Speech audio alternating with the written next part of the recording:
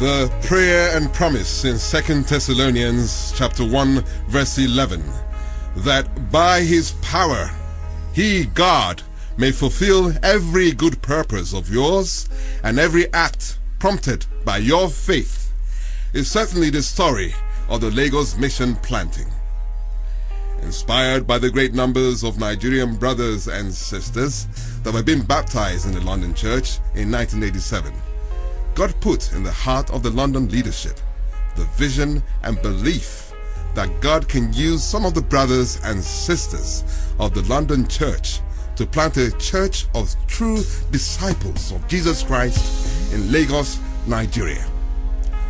By faith, Doug Arthur, one of the evangelists in London, began to plant seeds of faith in the heart of a young ministry intern, Adetokunbo Tokes Shoalu, and in the heart of several of the brothers and sisters.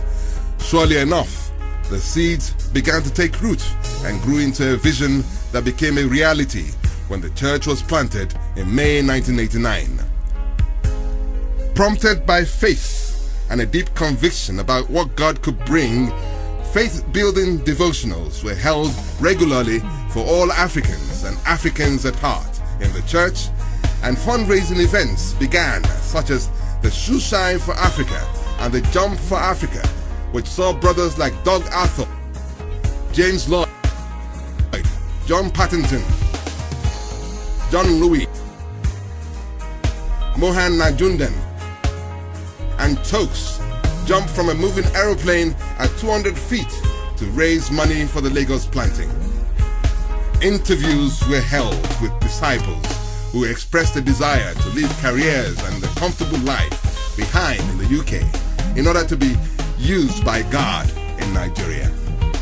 As soon as the team was chosen, God began to prepare them through devotionals, inspiring lessons, prayer meetings, and other planned events such as day trips.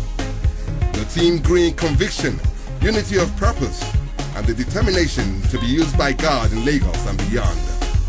This was the time that brings fond memories.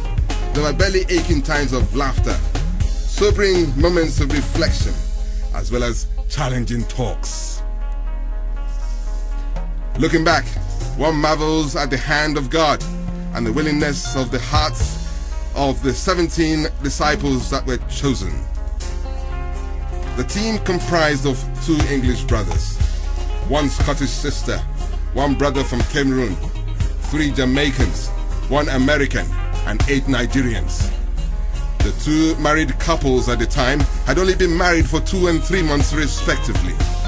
One of the team members, Oyinda Balogun, who eventually got married to Dolapo Ogunike, who was raised in a Muslim household and at the time a relatively young Christian, has since gone home to be with the Lord. We will always be grateful for Oyinda's passion for God, her example, and friendship. Most of the brothers and sisters gave up careers and paid their own flight tickets to Nigeria with no promise of jobs where they were going. All the team members considered it an incredible honor and privilege to be of service to the Lord. On 17th May 1989, 6 of the team members arrived in Lagos, 2 weeks before the rest of the team arrived, in order to make adequate preparations. Once the entire team arrived in Lagos, regular devotionals, small Bible discussion group meetings, and church services began.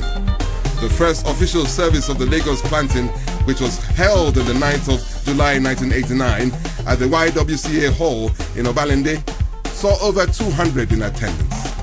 It was truly amazing to see the vision become a reality. Within 4 weeks, many men and women were baptized into Christ.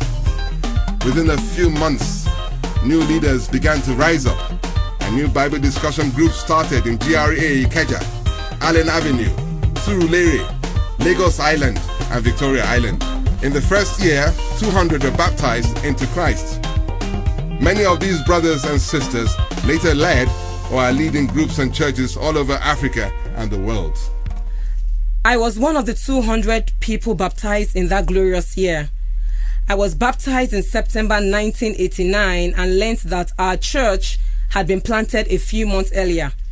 At that time, we were led by Henry and Marilyn Creeds. The fellowship was young, most of us were in our 20s, and the church was full of energy and zeal. We were close-knit and very evangelistic. At first, our mode of worship and some other practices were distinctly British due to the influence of the mission team members. Over the years, we have indigenized much of this. In those days, our Sunday services were held at Federal Palace Hotel, Victoria Island. Our house church was at Oladipupo Kuku Street off Allen Avenue, Ikeja. There, some disciples were taught guard the gospel and others onto maturity classes. Some met their spouses and fell in love at those meetings. The staff then consisted of mainly mission team members and a few new recruits. Around late 1992, the Creeds left Nigeria.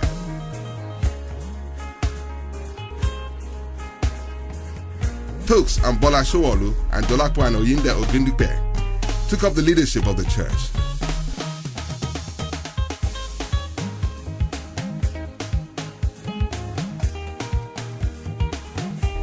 During this time, some of the lovebirds got married and our church budded with newlyweds.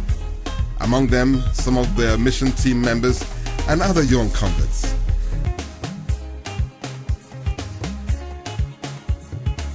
The first wedding was between Eugene and Charmaine Ebulgiaye.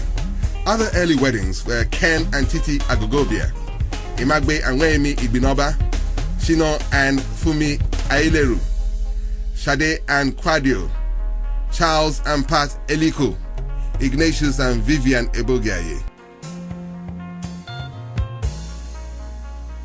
Chris and Rolayo Obonaya, and Fred and Titi George. We used to have weddings on Sundays to save the cost of hiring Saturday venues. After church on Sunday, therefore, was very convenient.